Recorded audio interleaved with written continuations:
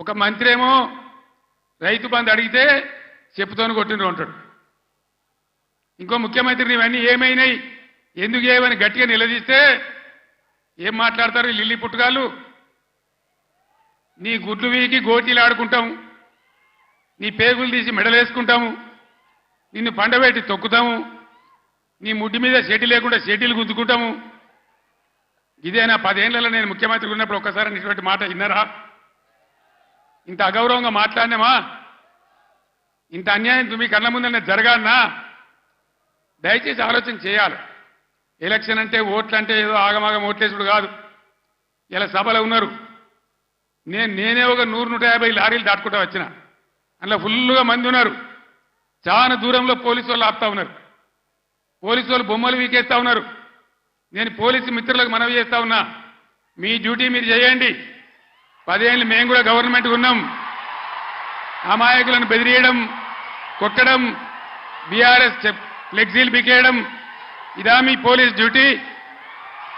ఇలా మేము కూడా లెక్క పెడతా ఉన్నాం. నేను పోలీసు పేరెత్తంగానే ప్రజలు ఎట్లా మాట్లాడుతున్నారో మీరు చూస్తున్నారు, ప్రజల గోల చూస్తున్నారు. ఇప్పటికైనా మీ అరాచకాలు బంద్ చేయండి, జాగ్రత్త. లేకపోతే మళ్ళా గ్యారంటీగా బీఆర్ఎస్ అధికారానికి వస్తుంది. అప్పుడు మీ గతి ఏమైందో ఆలోచన చేసుకోవాలి. 10 ఏళ్ళు మేము ఉన్నామే, 10 ఏళ్ళు నేను ముఖ్యమంత్రిగా ఉన్నానే, ఒక్కరోజన్నా మేము ఈ దౌర్జన్యం చేసినామా? ఎవరినైనా వేధించినామా? మరి ఎందుకు మీడియాలో మితిమీరిన పనులు చేస్తా ఉన్నారు పోలీసులు?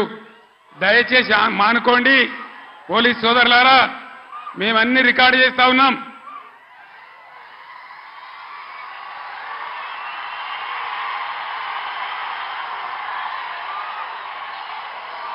ఈ ప్రజల స్పందన చూసైనా మీరు మారాలి.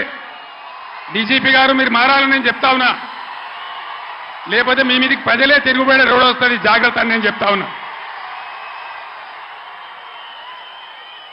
మా కార్యకర్త తెలంగాణ ఉద్యమకారుడు సల్వాజీ మాధవరావు అని కరీంనగర్ జిల్లా ధర్మారంలో, పెద్దపల్లి జిల్లాలో ఆయన సోషల్ మీడియాలో ఒక పోస్ట్ పెట్టిండని చెప్పి ఆయన మీద అక్రమ కేసులు పెట్టి ఇలా జైలు తరలించినారు. ఆయన కరీంనగర్ జైల్లో ఉన్నాడు.